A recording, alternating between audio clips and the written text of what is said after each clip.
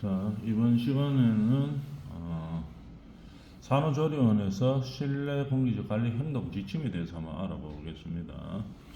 자, 우리가 저번 시간에도 이야기했지만은 모든 실내 공기 오염 원두들을 다 측정해서 그 측정치를 보고 적절하게 대처하면 가장 좋죠. 그러나 현실적으로 전부 다 오염원들을 측정하는 기계를 활용해서 하기에는 너무 좀 무리가 있죠. 왜냐하면 전문가들도 뭐 그렇게 많지 않고 뭐 우리가 산후조리원에 그 공기 측정하는 전문가들도 뭐 일률적으로 다 배치가 되어 있고 이런 상황이 아니기 때문에, 그러면은 판단 지표로 쓸 수 있는 것이 무엇이냐? 간단하게 판단 지표로서 환기 상태를 판단할 수 있는 지표가 뭐냐? CO2 센서기를 많이 활용한다고 했죠. 이렇게 생긴 건데, 이렇게 생긴 거죠. 이런 것들은 뭐 가격도 뭐 그렇게 비싸지는 않습니다. 비싸지도 않고, 그 다음에 이거 설치만 해놓으면 자동으로 CO2량이 실내에 많이 증가하면은 이 부자가 울리도록 되어 있어요. 신호를 알림음을 주죠. 알림음을 주면 이게 울리면 우리가 판단할 때 실내 환기 상태가 적절하지 않다, 실내 공기가 오염이 됐다고 판단하면 되는 그런 지표로 사용할 수 있습니다. 그래서 CO2 센서기를 활용해서 그렇게 우리가 판단해 주면 되겠습니다. 그 다음에 환기 시 주의사항에 대해서 보면은 우리가 자연환기가 가장 빠른 방법입니다. 환기시킬 때 가장 빠른 거는 자연환기죠. 그리고 효과도 가장 좋습니다. 근데 이제 주변에 특히 산후조리원들이 보면은 뭐 어디 저기 먼데 공기 좋은 데 가가 있는 경우가 잘 없죠. 시내 한중간에 있는 경우가 많습니다.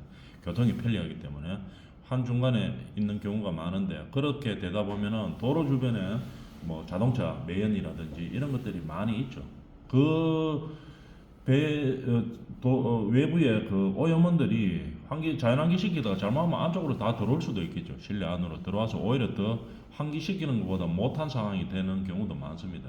그러니까 항상 자연환기를 시킬 때는 특히 이 산후조리원에서는 실외에 그 환기가 가능한 건지, 실외로 환기가 가능한 상황인지 아닌지를 판단을 해야 되겠죠. 그래서 오염원이 많은 상황이면 자연환기를 시키면 안 됩니다. 안 되고, 그 다음에 또 막 바깥에 너무 추우면 안 되죠. 환기시켜도. 왜냐하면 애기들이나 산모들이 감기에 걸려서 질병을 유발할 수 있고 이제 이런 상황이 되기 때문에 함부로 자연환기를 시켜서는 안 되는 상황들이 많습니다. 그러다 보니까 자연환기를 시킬 때는 반드시 외부의 공기 상황에 대해서 확인을 하고 해야 되겠죠.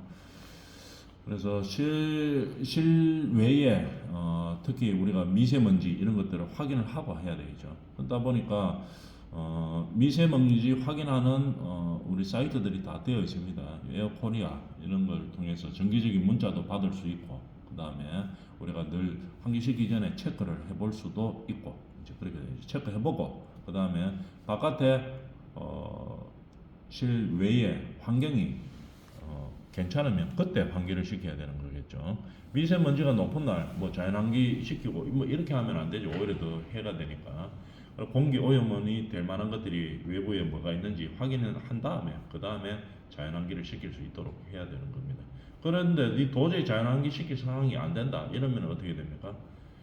자연환기는 안 되면 기계 환기로라도 시켜야 되겠죠. 보통 일반적으로 많이 쓰는 게 열교환 소자가 같이 첨부되어 있는 그런 공기 정화 장치를 이제 사용을 하죠. 열교환 소자가 특히 이 산후조리원에서는 필요한 이유는 이야기를 했었죠. 왜냐하면 면역력이 약한 신생아나 산모의 건강을 위해서 급격한 온도 차이로 환기를 시키면 안 되기 때문에 열교환 기계 안에 열교환 소자가 있는 거죠. 그러니까 외부에 예를 들어가 영하 10도다. 근데 실내는 외부가 영하 한 20도 되고, 뭐 20도는 너무 추운 거네. 한 10도 정도 되고, 영하 10도고, 실내가 영상 한 25도다. 이러면 온도 차이가 벌써 한 35도, 40도 가까이 납니다. 그 40도 온도 차이 나는 공기를 실내로 바로 들어오면 어떻게 되겠습니까? 온도 차이가 급격하기 때문에 이 건강상의 문제가 많이 발생하겠죠. 그러니까 온도 차이를 줄여주는 겁니다. 그래 열교환 소자를 통하면은 실제로 바깥에 있던 영하 10도의 공기가 기계 장치로 들어가면서 안쪽에 있던 영상 한 20도 공기하고 만나서 중간 정도에서 만납니다. 그죠? 물론 이제 용량 따라 조금 다르겠지만 거의 뭐 중간 정도에서 만난다고 보면 한 영상 10도 정도 되는 공기가 이제 들어오는 거겠죠. 이제 이렇게 되는 게 열교환 소자입니다. 그래서 열교환 소자를 통해서 우리가 환기를 시켜줄 수 있는 그런 기계 환기를 잘 활용을 해야 되겠죠. 특히 이 산후조리원에서는 특히 잘 활용을 해야 되는 상황이 많이 있습니다. 그래서 적절하게 우리가 환기를 시켜줘야 되겠죠.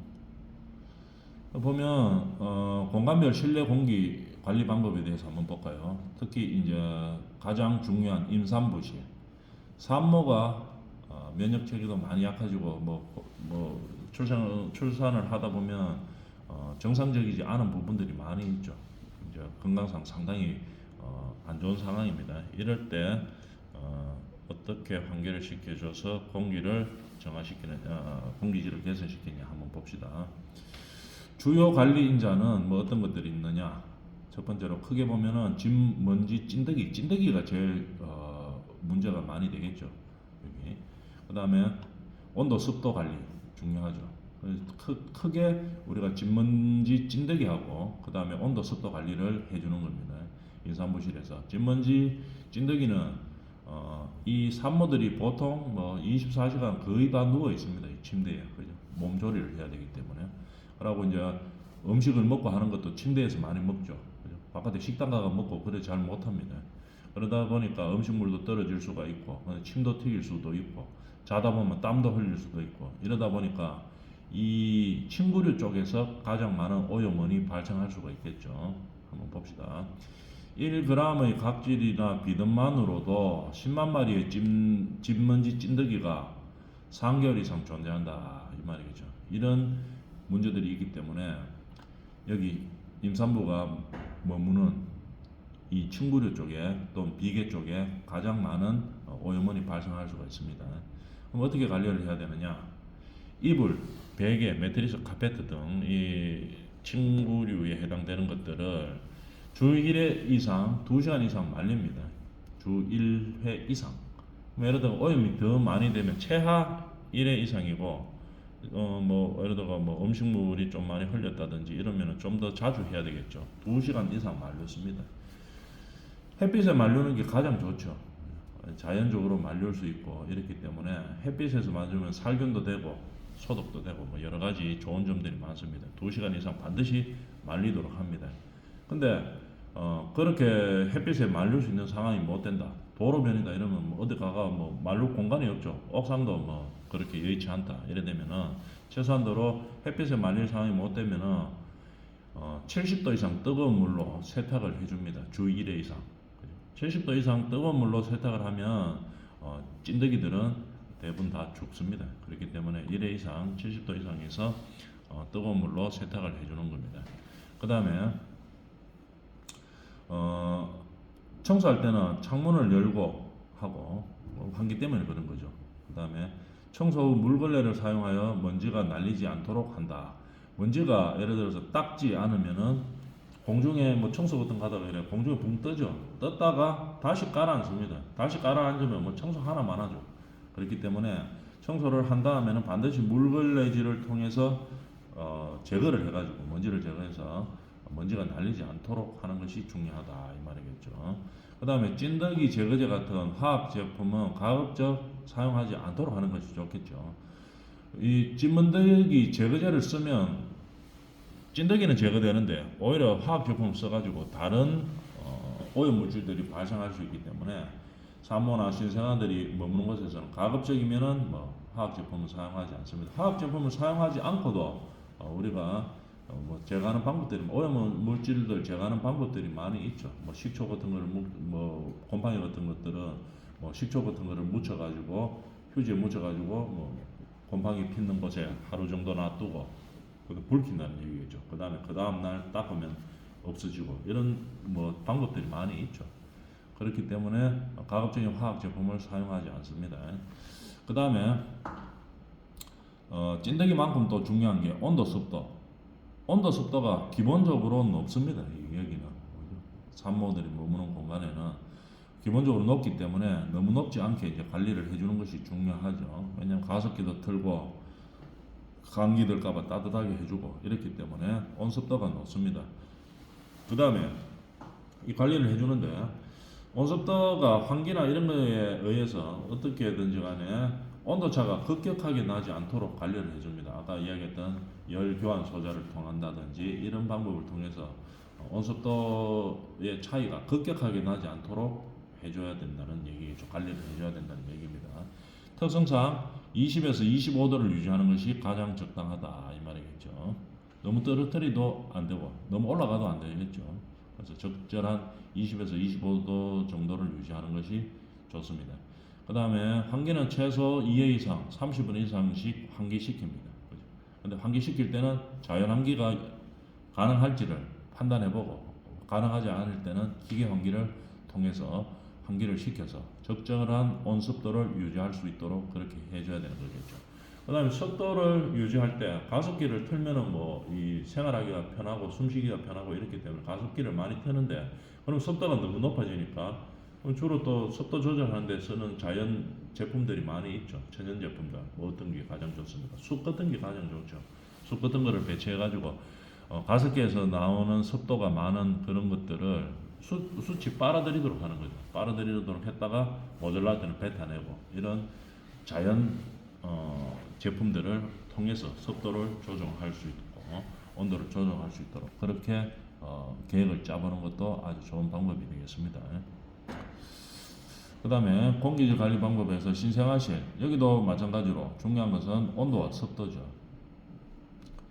신생아들은 조직 체계가 미숙하고 아직 형성이 안 되어 있죠. 면역 체계도 아직 완벽하지가 않습니다. 그러다 보니까 아이들이 오염원에 감염될 가능성이 상당히 높죠. 또 아이들은 이 체중에 비해서 호흡량이 훨씬 많습니다. 많다 보니까 특히 공기에 대해서 우리가 신생아들의 관리를 잘 해줘야 되겠죠. 주요 관리 인자로는 온도, 습도, 그 다음에 약품, 그 다음에 미생물 이렇게 구분할 수 있겠습니다. 온도, 습도는 아까 산모실과 마찬가지로 급격한 온도와 습도 변화를 주면은 안 되겠죠. 그러면은 신생아들은 뭐 다른 건강상의 문제들이 발생할 수가 있기 때문에 급격하게 온도와 습도를 변화를 주면 안 됩니다. 그러면서 공기만 깨끗하게 오염된 물질을 바깥으로 배출시키고 신선한 공기를 안으로 들어오도록 그렇게 만들어줘야 되는 이제 문제가 있는 거겠죠. 공기정화 설비는 한 6개월 안쪽으로 3에서 6개월 안쪽으로 공기청정기나 에어컨은 필터 교체가 중요하겠죠. 그래서 온도와 습도를 우리가 조금 일반적으로 높게 하기 때문에 기계적인 용품을 사용하는 경우가 많습니다. 공기청정기나 에어컨들을 많이 사용하는데 그럴 때는 청소와 필터 교체 이것들을 보통 일반적인 건물에서보다 훨씬 더 많이 하고 자주 해줘야 되겠죠. 그 다음에 가습기는 사용한 후에 깨끗이 세척해야 되고 특히 가습기를 깨끗하게 하기 위해서 이 화학 물질을 사용하는 것은 안 좋죠. 그렇기 때문에 천연적인 제품으로 아로마 혹은 세척제 이런 등 화학 물질은 첨가하지 않고 천연 제품으로 베이킹 파우더 이런 거 쓰면 되겠죠. 닦아놓으면 깨끗하게 닦아집니다. 세척도 되고 살균도 되고 이런 제품들을 사용해서 우리가 청소를 해줄 수 있는 그런 환경을 만들어줘야 된다는 얘기겠죠. 중요한 것은 온도 습도를 우리가 일정치를 잘 유지시켜야 되는데 급격하게 온도 습도 변화가 없이 공기만 정화되도록 하는 그런 시스템을 구축을 해야 되겠죠. 그래서 자연환기는 특히 신생아실은 더 조심스럽게 해야 되겠죠. 환경을 잘 살펴보고 외부와 내부의 온도 차이가 그렇게 많이 나지 않는지 급격하게 나지 않는지를 확인하고 그 다음에 외부의 오염도가 높은지 안 높은지도 확인하고 그 이후에 환기를 시켜줘야 된다는 얘기입니다. 그 다음에 우리가 신생아실은 내부 감염 관리를 위해서 알코올 소독제 등을 많이 사용하고 있죠. 소독제를 사용할 때는 어떻게 해야 됩니까? 소독 주기. 너무 많이 하는 것도 별로 안 좋습니다. 너무 많이 하는 것도 왜 안 좋은가 하면은 여기도 어차피 이것도 화학 제품이죠. 약품이기 때문에 거기서 발생하는 오염 물질들이 있기 때문에 소독 주기와 사용량을 적절히 조절해야 되는 겁니다. 그 다음에 소독한 다음에는 어떻게 해요? 완전히 건조시켜서 다른 2차적인 오염원을 발생하지 않도록 그렇게 만들어주는 것이 중요하죠. 조그마한 오염원들에도 신생아들은 감염될 수 있고 그 다음에 또 건강이 나빠질 수가 있기 때문에 특히 더 관리를 많이 해줘야 되겠죠. 그 다음에 또 하나 주요 관리 인자로서는 미생물 관리를 신생아실에서는 많이 해줘야 됩니다. 왜냐하면 특히 신생아들은 뭡니까?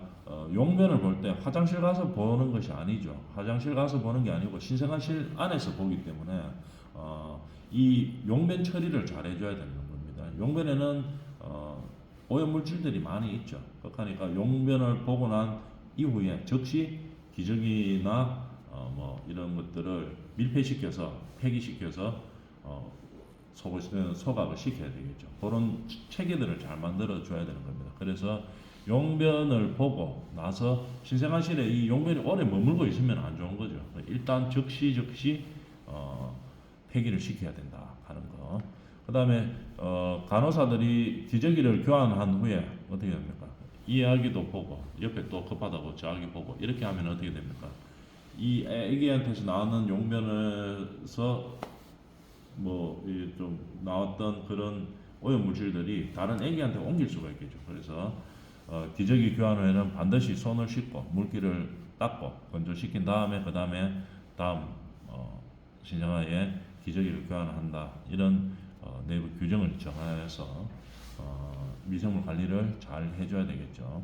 거즈 같은 것들은 세탁 후에 반드시 삶아서 보관하고 그래서 미생물 관리를 철저하게 해줘야 된다는 얘기입니다. 왜냐하면 신생아들은 용변 활동을 신생아실에서 하기 때문에 오염될 수 있는 상황들이 많은 거죠. 그래서 즉시 미생물이 발생할 수 있는 상황을 제거를 시키는 거겠죠. 그 다음에 기저귀 갈고 이렇게 할 때 간호사들의 손 같은 것들을 깨끗이 씻고서 말려서 다른 애기들 기저귀 갈고 할 때 옮기지 않도록 그런 것들에 신경을 써야 된다는 얘기입니다.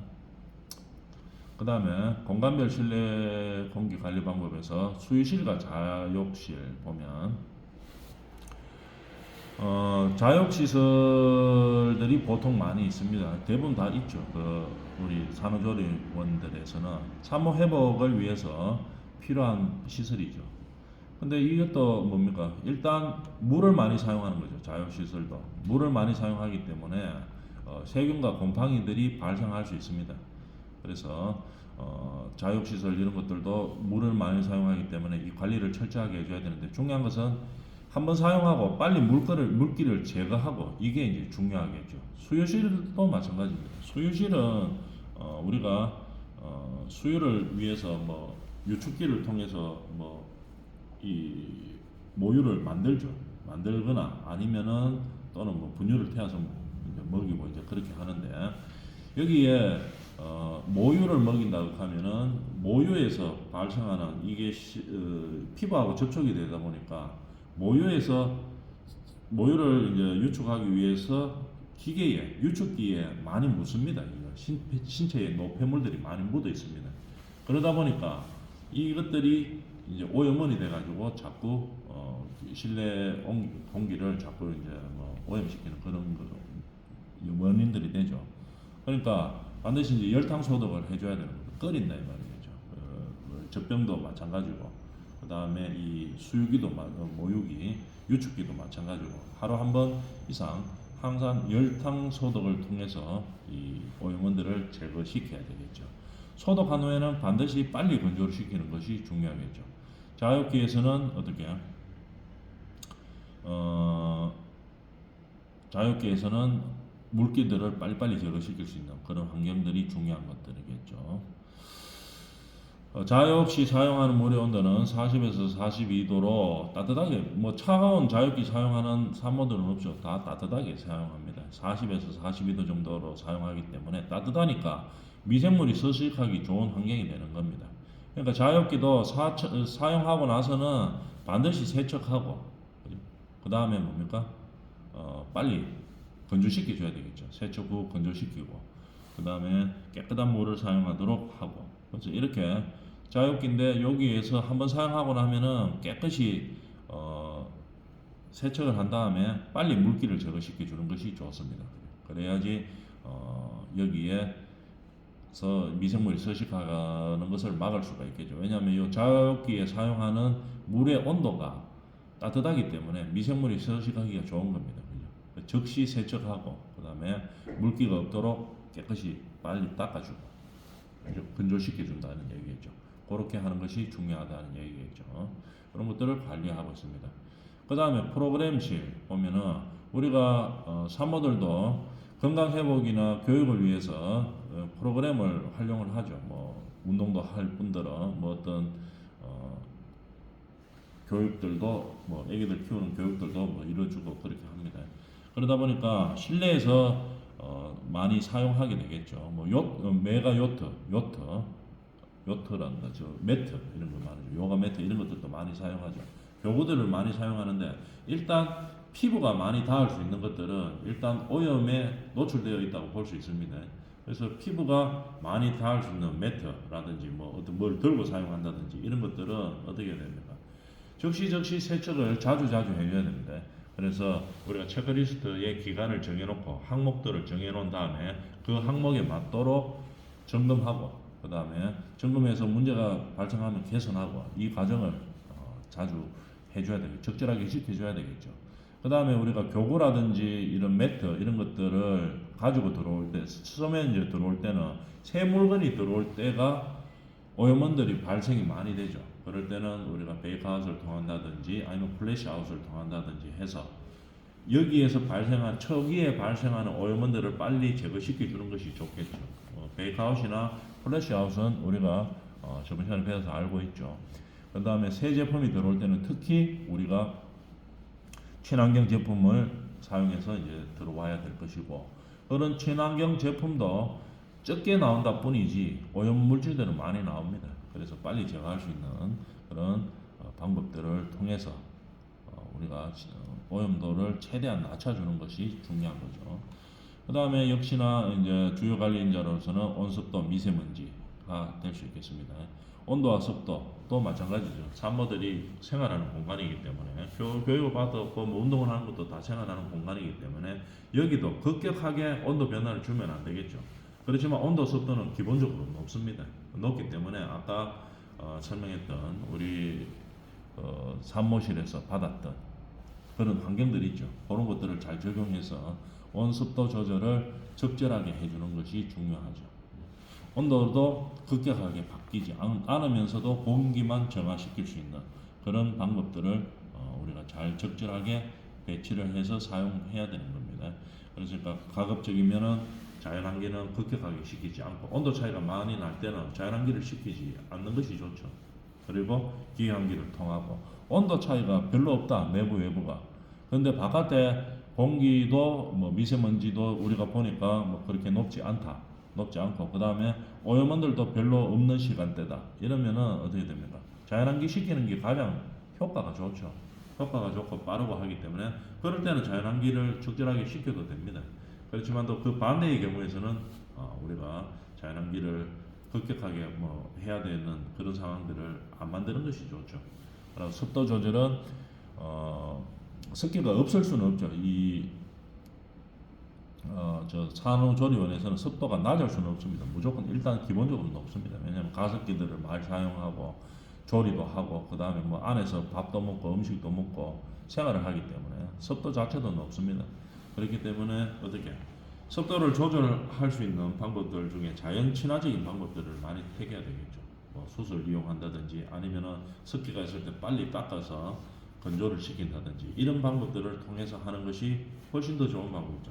화학 제품을 써서 뭐 어떻게 하는 방법 또는 자연환기를 시키는 그런 방법들보다는 이런 자연적인 방법, 자연 친화적인 방법을 통하는 것이 산모와 신생아들 건강에 훨씬 더 도움을 줄 수 있는 그런 상황입니다. 그래서 이런 환경들은 그 산후조리원의 위치와 형태, 운영 방식에 따라서 다 조금씩 바뀔 수가 있죠. 그래서 기본적인 이런 구도 안에서 적절한 우리 산후조리원의 적절한 방식들을 선택을 하고 체크리스트를 작성을 하고 그에 맞게 체크를 정기적으로 하고 문제 발생 시 개선을 하고 하는 거 이게 가장 중요한 방법이 되겠습니다.